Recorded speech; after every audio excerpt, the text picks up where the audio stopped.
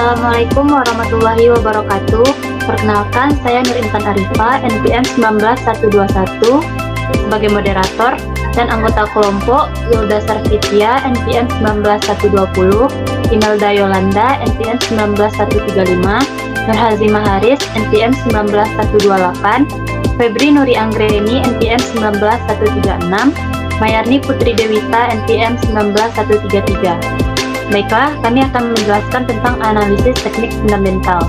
Yang pertama akan dijelaskan oleh Wilda Sarvitia. Kepada Wilda dipersilakan.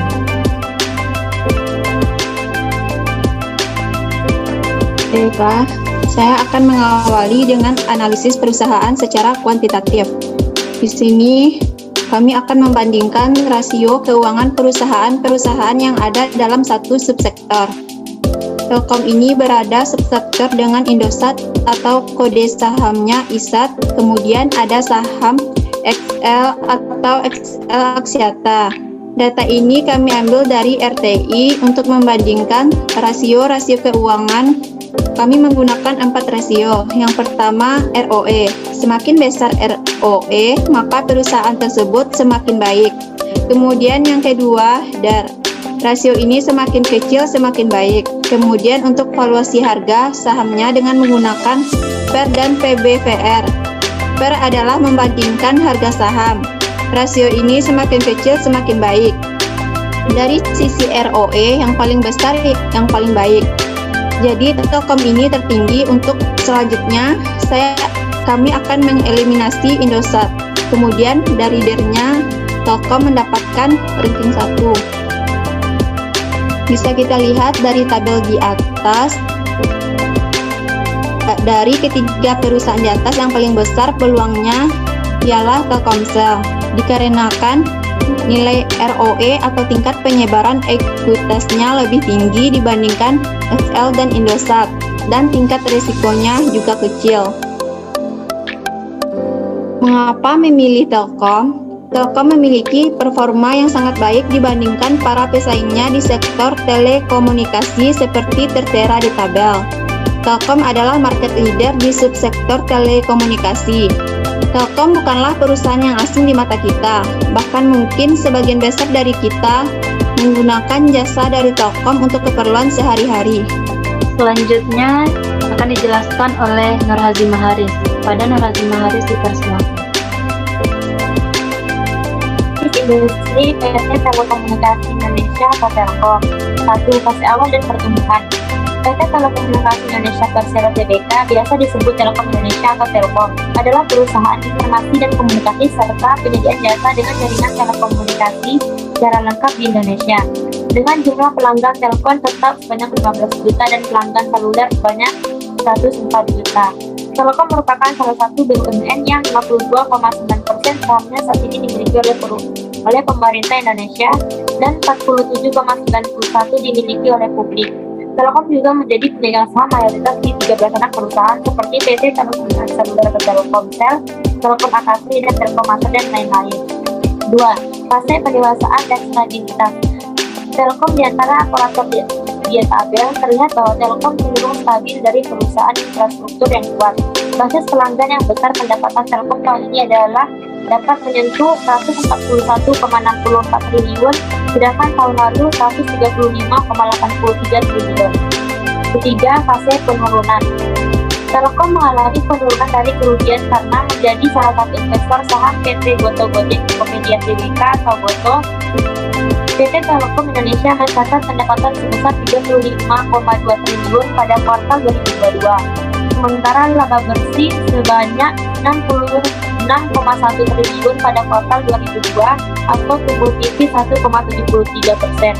Tipisnya laba emiten bermodel saham Telkom itu karena adanya kerugian yang belum direalisasi dari perubahan nilai wajar atas investasi. Selanjutnya akan dijelaskan oleh Febri Nuri Anggreni. Kepada Febri dipersilakan. Analisis finansial Telkom. Dari segi finansial yang kami ambil dari RTI Bisnis ini adalah income statement-nya terdapat revenue atau pada tahun 2017, 2018, 2019, 2020, dan 2021. Pendapatan Telkom ini selalu naik. Tahun 2022 masih sampai di 1 kuartal. Jadi dalam 1 tahun 4 kuartal sampai Q4. Jadi bisa kita lihat 5 tahun terakhir secara garis besar pendapatannya selalu meningkat. Ini merupakan suatu indikasi bahwa Telkom perusahaan yang baik dan berkembang. Ditunjukkan dengan pendapatannya yang selalu meningkat ini dari income statement-nya. Kemudian selanjutnya dari balance sheet-nya, dari sisi neracanya bisa kita lihat pada sisi warna biru atau asetnya dari tahun ke tahun selalu meningkat. Ini menunjukkan bahwa perusahaan ini sangatlah bagus. Hasil-hasil positif Telkom beberapa tahun ini patut dijadikan pertimbangan oleh calon investor yang akan menanamkan modalnya di perusahaan, baik itu mencari capital gain dari penjualan saham ataupun mencari dividen. Baiklah, selanjutnya yaitu analisis teknikal yang akan dijelaskan oleh Mayarni. Pada Mayarni dipersilahkan.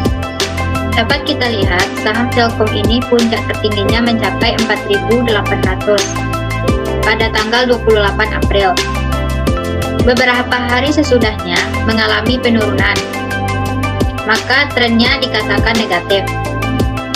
Dari tahap ini akan terjadi tahap koreksi. Kemudian, pada hari ini kita lihat, moving average pada hari ke-10 mencapai 4.079.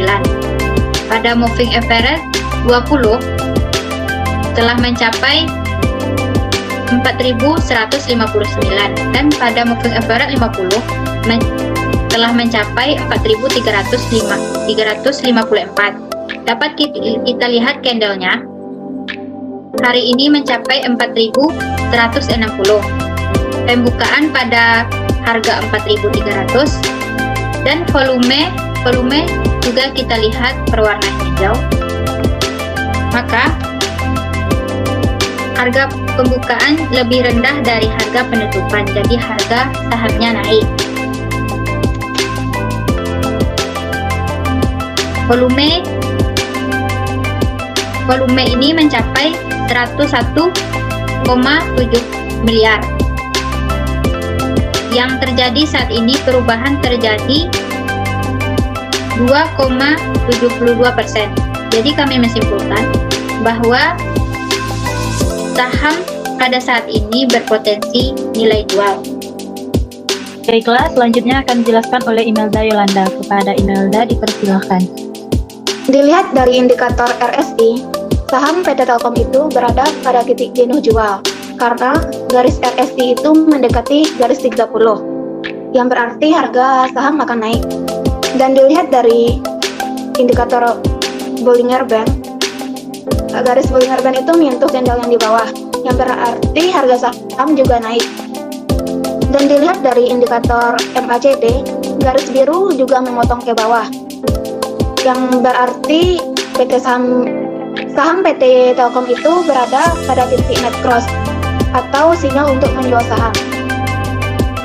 Sehingga dapat disimpulkan bahwa pada hari ini bukan waktu yang tepat untuk kita membeli saham PT Telkom tersebut. Baiklah, sekian yang dapat kami sampaikan. Maaf atas salah dan janggal, atas kekurangan dalam penyampaian kami. Assalamualaikum warahmatullahi wabarakatuh.